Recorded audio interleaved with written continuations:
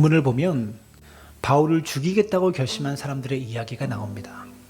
12절을 보시면 날이 새매 유대인들이 당을 지어 맹세하되 바울을 죽이기 전에는 먹지도 아니하고 마시지도 아니하겠다 하고 이같이 동맹한 자가 40여 명이더라. 여러분, 한 사람이 나에게 원한을 품고 나를 죽이겠다고 칼을 간다고 한번 생각해 보십시오. 굉장히 무서운 일입니다.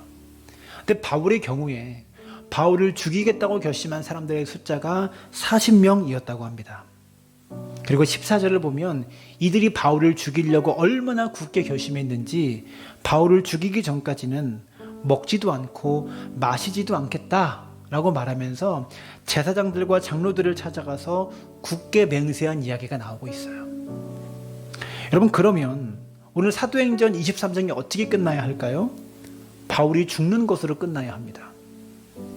바울이 23장에서 순교한 이야기로 끝나야 하는데 놀라운 사실은 사도행전이 28장까지 이어지더라라는 겁니다.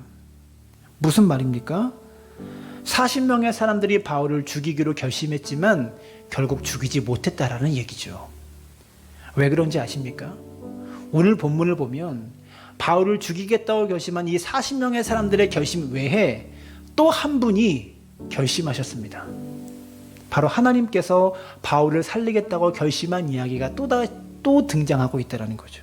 11절을 보시면 그날 밤에 주께서 바울 곁에 서서 이르시되 담대하라, 내가 예루살렘에서 나의 일을 증언한 것 같이 로마에서도 증언하여야 하리라.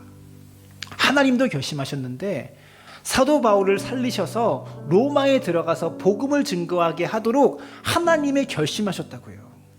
오늘 본문은 이렇게 두 가지의 결심이 나옵니다. 40명의 사람들의 결심과 하나님의 결심, 이 두 개의 결심이 대조가 돼서 본문에 등장하고 있어요. 제가 이 두 결심을 묵상하면서 깨달은 것이 있는데요. 누가 먼저 결심했느냐 하는 겁니다.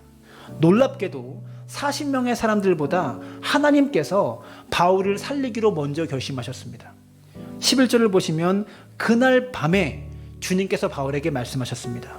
내가 너를 로마로 보낼 거야. 성경은 일부러 시간을 그날 밤이라고 알려주고 있어요. 그리고 이어지는 12절을 보면 날이 새매 유대인들이 당을 지어 바울을 죽이겠다고 맹세합니다. 누가 먼저 결심하였습니까? 하나님이 먼저 결심하셨다는 거죠. 사랑하는 여러분, 세상의 결심보다 하나님의 결심이 먼저라는 것을 기억하시길 바랍니다. 또 이 두 가지의 결심을 묵상하며 깨달은 것이 무엇이냐면 누구의 결심이 더 강하냐 하는 겁니다.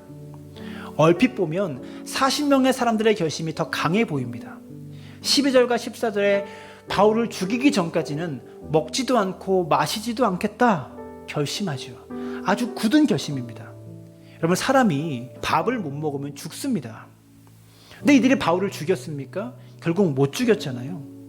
그럼 이 사람들이 끝까지 밥을 안 먹다가 아사에서 죽어야 되는데 이들이 그렇게 밥 못 먹다가 아사에서 죽었을까요? 그랬을 일은 없습니다. 이들의 굳은 결심도 흐지부지 되었을 겁니다. 이것이 인간이 하는 결심의 한계라는 것이죠. 그러나 바울을 살리겠다고 결심하신 하나님의 결심은 어떻습니까? 결국 바울을 살려내셔서 로마에 들어가서 복음을 증거하도록 하셨다는 겁니다. 사랑하는 여러분, 세상의 굳은 결심보다 하나님의 결심이 훨씬 강합니다.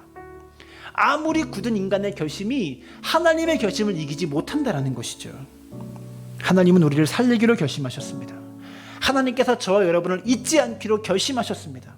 지금 인생에 아무리 큰 고난과 어려움이 닥쳐서 죽을 것 같아도 걱정하지 마십시오.